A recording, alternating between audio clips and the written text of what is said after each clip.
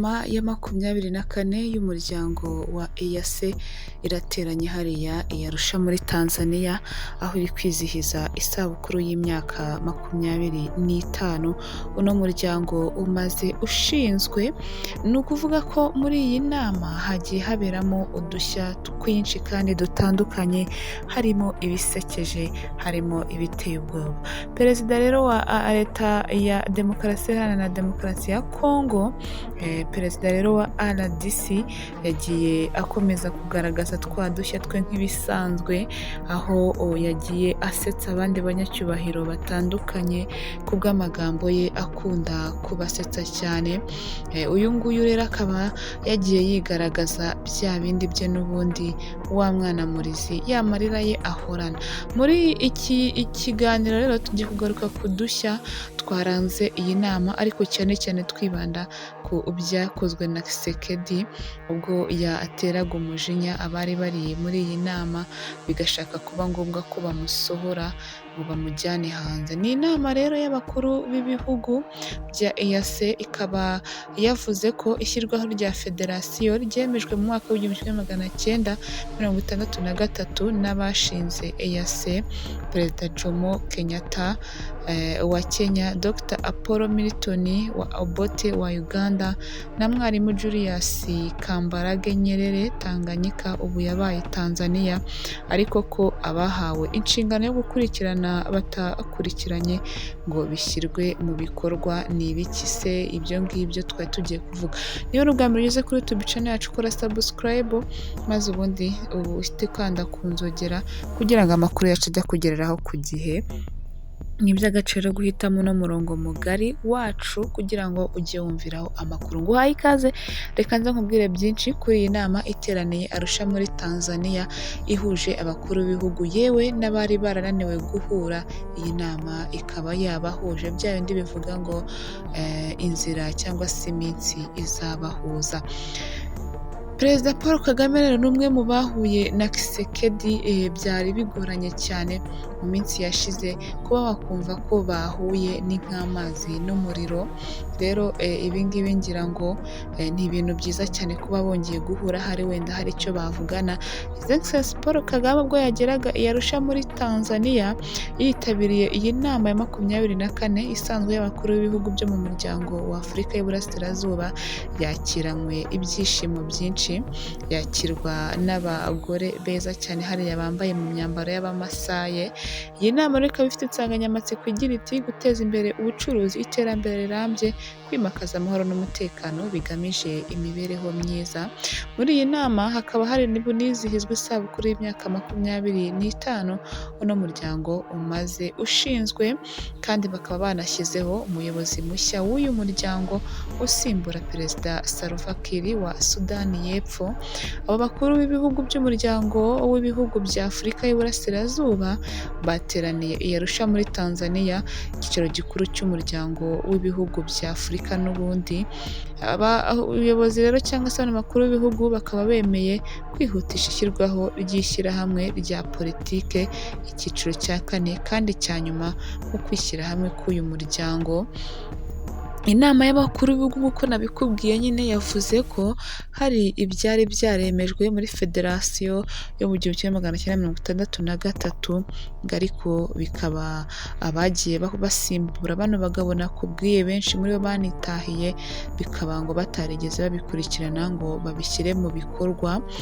Byagaragaye ko Tanganyika na Zanzibar bakomeje gushinga Repubulika Yunze Ubumwe ya Tanzania, bongeraho ko federasiyo igomba kwagurwa kugira ngo akarere gahinduke kamwe nk'uko byateganywaga n'abapadiri batatu bashinze uyu muryango.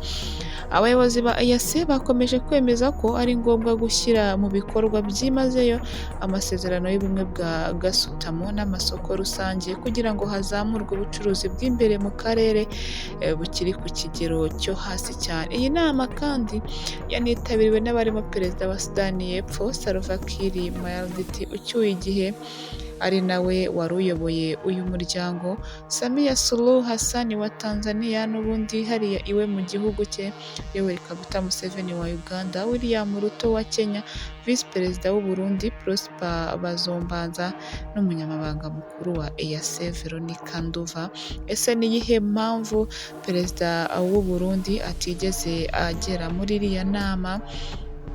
Ni ibiki byateye? Ni uduce twinshi cyane twagiye tugaragara muri iyi nama.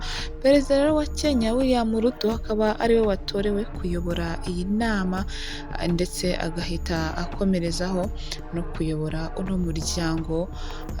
U Rwanda narwo rukaba rwagaragaje ikibazo cy'umutekano muke wacyo, aba bagize bino bihugu birengagiza kugira ngo hagire byinshi nabyo babivugaho. U Rwanda rwagaragaje ko ibihugu bigize umuryango wa Afurika y'Iburasirazuba East African Community bikwiye kureka kwirengagiza ikibazo cy'umutekano muke mu karere kugira ngo bigire amahoro. Ni ibyagarutsweho na Minisitiri w'Ubutabera akaba n'intumwa nkuru ya Leta y'u Rwanda Dr Emmanuel Ugirashebuja mu ijambo yavugiye mu nama ya EAC nk'uko nabikubwiye. Iyi nama rero yabaye ejo ku itariki 30 Ugushyingo, ikaba iri no kwizihiza iyi myaka 25.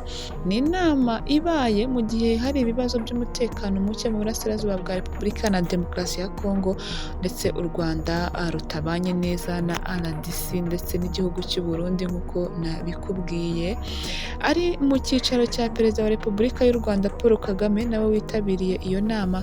Ni ukuvuga ko Dr Ugirashebuja yari yabanje kugerayo mbere y'uko His Excellency Paul Kagame ahagera.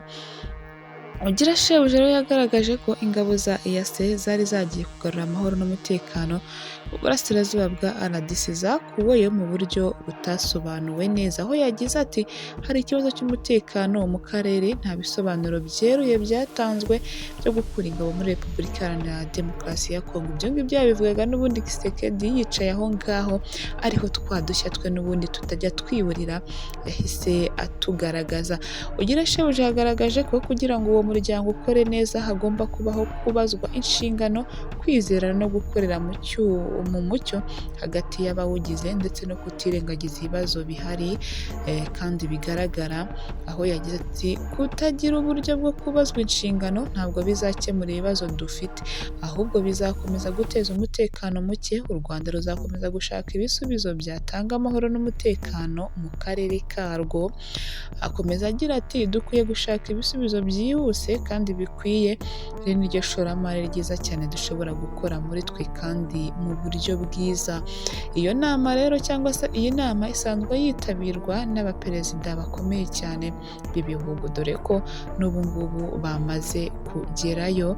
Iyi nama rero ni mu gihe Perezida nk'uko nabikubwiye Evariste Ndayishimiye w'u Burundi we atigeze ahagera, akahita yohereza umu visi perezida we, naho Kisekedi nawe akaba yarahageze ariko akomeza kugenda yigaragaza, akomeza kugenda arira cyane avuga ko batamwumva, avuga ko banze kumufasha kurwanya umutwe wa 23, aho uno mugabo agenda avuga ko ngo bino bihugu byari bikwiye kumuha ingabo zo guhangana n'uyu mutwe. Uyu mutwe ariko nawo ukaba washyize hanze itangazo mu gihe iyi nama irimo kuba.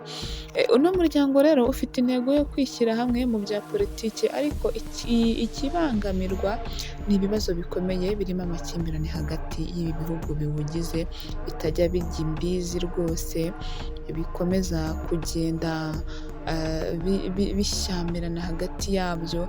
Hari itangazo ryashyizwe hanze n'umutwe wa 23 muri iki gitondo, ndaje ndigusomere ariko nkubwira ko ibi bimaze kugaragara ko uno muryango kubaka ubumwe nubwo babivugaho cyane bikomeje kubananira. Twirutse cyane itangazo ryashyizwe hanze na AFC cyangwa se M23. Ni itangazo ryatangiye rigira riti turi abanyekongo duhangayikishijwe n'impinduka zifatika kandi duhangayikishijwe n'igihugu cyacu. Amasezerano yose yashyizweho umukono kuri twe ntabwo yubahirizwa kandi yagiye ashyirwaho tutari kumwe. Ikindi ngo dufite uburenganzira bwo kwirengera no kurengera abaturage bacu ndetse no kurwanya ino mitwe irwana ikorana na Kongo n'abafatanyabikorwa babo nyine ndetse na FARDC. Rino tangazo rero ni itangazo ngo ryari rigenewe itangazamakuru ryasohotse ejo ku itariki ya 30 Ugushyingo 2024. Ni ihuriro rya Kongo cyangwa se ry'uyu mutwe wa 23 ryatangiye rishimira byimazeyo abayobozi n'abafatanyabikorwa mu karere ruherereyemo. Imiryango rero mpuzamahanga ngo kubera imbaraga bashyiraho kandi zihoraho zidacogora ngo zigamije gushakira igisubizo cy'amahoro amakimbirane akomeje kuba mu burasirazuba bwa demokarasi ya Kongo. Bavuze ko bashimira kandi imbaraga z'aba bamwe bashakisha inzira mu mahoro, amakimbirane bakayashyira inyuma bakayitandukanya nabo. Ubutegetsi ngo bwa Kinshasa mu bihugu ngo ndetse n'ibihugu bituranye na M23 ngo mu rwego rw'amahoro ya Rwanda. Ni ukuvuga ko uno mutwe wa 23 wagiye ugaragaza imbogamizi ndetse no gutunga agatoki bamwe mu badashaka kubumva ngo kandi bakaba bibabangamira. Bavuze ko bafite inshingano zo kwirengera no kurengera abaturage babo, aho bavuga bati RDC ikomeza kurenga ku masezerano y'ubutegetsi ariko ntihagire igikorwa. Guhagarika imirwano mu gihe ngo M23 yemera amasezerano hagati y'ubutegetsi bwayo ndetse n'ubwa Repubulika ya Demokarasi ya Kongo, ngaho bakomeza bavuga ko umunsi RDC yemeye ibyemerejwe i Rwanda ngo nabo bazemera bakabyemera. Ibihugu rero bya Afurika yunze ubumwe ngo AU ngo biyobowe na Angola ariko kuri ubu ngubu ngo ntabwo ariko bikimeze, ariko M23 yavuze ko babaye bayumvishe bakayitega amatwi ngo yarekura uduce twose yafashe maze ubundi ngo bikaba kimwe kuri kimwe. Ibyumweru bibiri rero ngo birashize ingabo zihuriweho n'ubutegetsi bwa Kinshasa zisagariye M23 ngo kandi zigarurira uturere dutuwe cyane. Uturere tumwe na tumwe ngo turimo uduce twa Rubero, ibice bya Kamandi, Hutwe, Kamotobe, Kikuvo ndetse na Ngekene mu ntara ya Masisi, ibice bya Musheberi, Gatobotobo, Kinigi, Kaniro, Buguri, Katore, Karembe, Rukopfu, Nyange, Bibehembe na Ihura Muheto. Tuno duce twose ngo tukaba turi mu maboko y'ibyo bihugu bya AU ngo mbere y'uburenganzira bwo kwirwanaho, kandi M23 iributsa ko ibiganiro bitaziguye kandi bivuye ku mutima bizakemura intandaro y'amakimbirane yahariya Ibunagana ari Laurence Kanyuka washyizeho umukono. Ni itangazo rero ryari ryanditse mu rurimi rw'Igifaransa, nkaba nagerageje kugenda